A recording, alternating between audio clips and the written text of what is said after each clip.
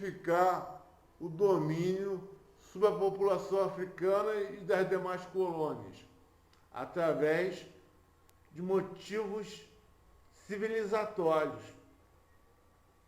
O branco europeu teria de dominar o continente africano por ser inferior do ponto de vista da civilização. Atentemos para esse detalhe.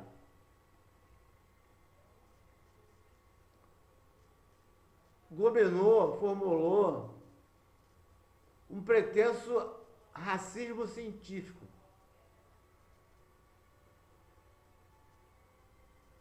Seria expresso em livro. O pensamento brasileiro oscilava na perspectiva de uma harmonia entre as diferentes posições das classes dominantes.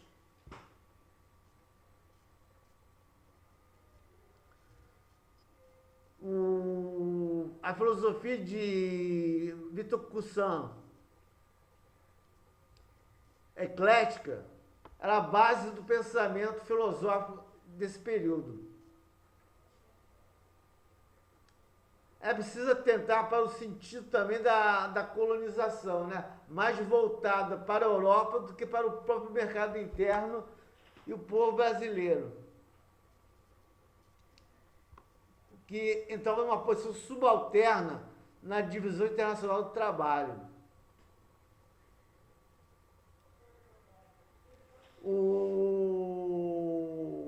Brasil se especializou primeiro na produção do pau-brasil, depois na cana-de-açúcar, depois na produção de ouro e pedras preciosas, depois no ciclo da borracha, no café e por aí vai.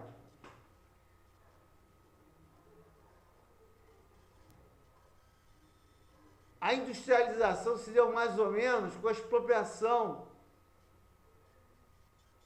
de mão de obra, pois os escravos, na abolição da escravidão, viraram trabalhadores rurais. Alguns sem terra, a maioria sem terra e sem teto.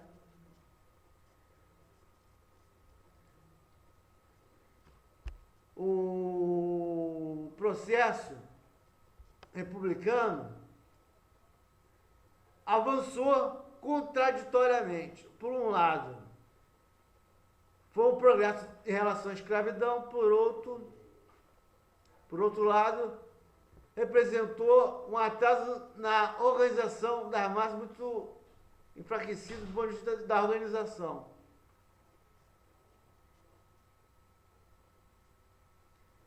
Agora, o sentido dessa formação do povo brasileiro seria, como eu repito de novo, o da especialização subalterna na divisão internacional do trabalho em produção para o mercado externo.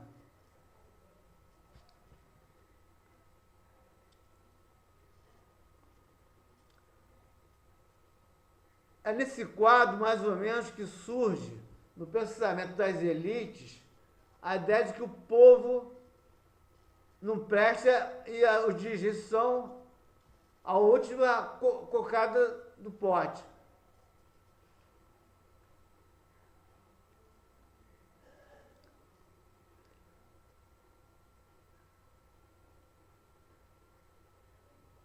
Monteiro Lobato criou, em sua literatura regional, a figura do Jacques Tatu. Agachado, submisso, fraco, sem vontade, faltava un français, élan vital.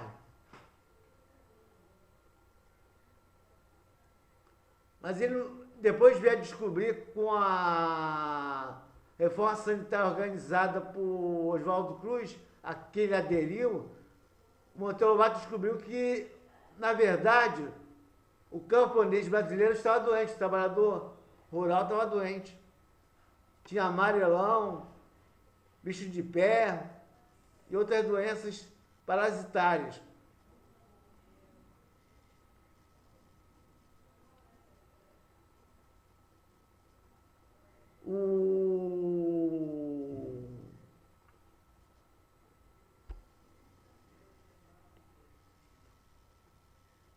O que mais tarde foi levado ao cinema por Márcio Mazzaropi, no filme Jeca Tatu,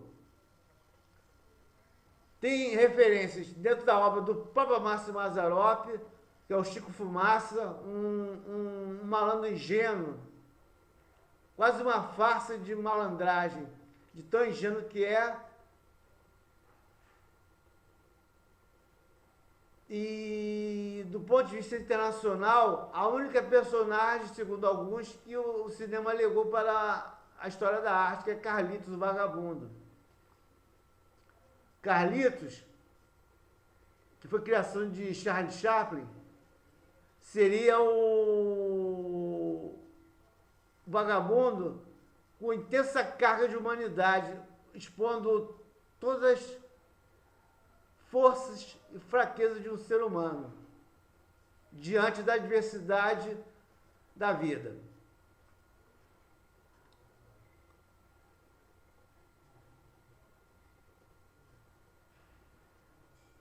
O Jeca Tatu de Mazzaropi já apresenta uma contradição.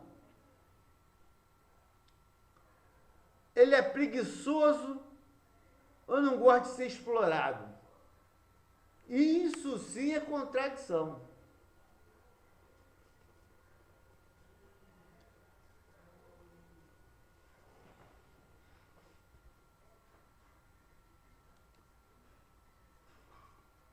Na apreciação mais atenta da evolução da América Latina, veremos que muitas revoltas dos trabalhadores, revoluções sociais, sobretudo dos trabalhadores rurais, não tiveram sequência por falta de um programa político mais amplo. Por exemplo, a Revolução Mexicana de 1910. Até o Futuro México. Foi uma revolta camponesa espontânea, que não tinha um programa de reforma agrária. Já na formação econômico-social brasileira,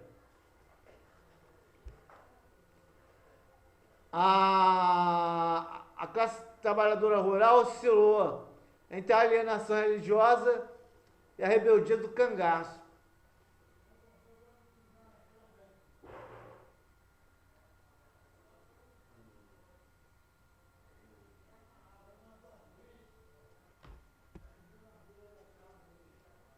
E Zé Fini está na boca do Brasil.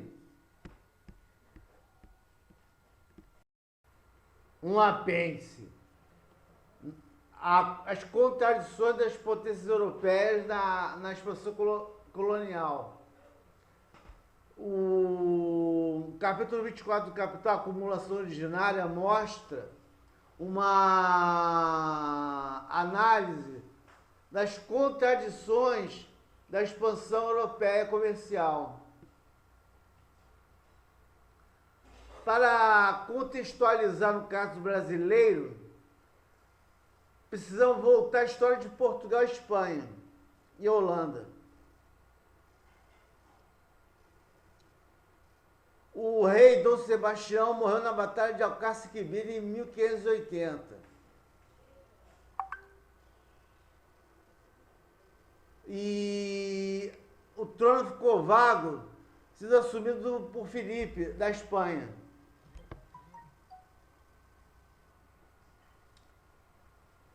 Portugal, assim, caiu sob o domínio espanhol.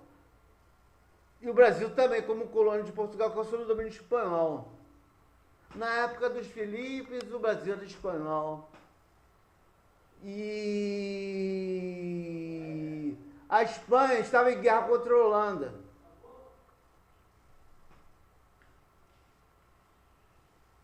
E o que isso tem a ver com o Brasil? Tem a ver com o Brasil e Angola.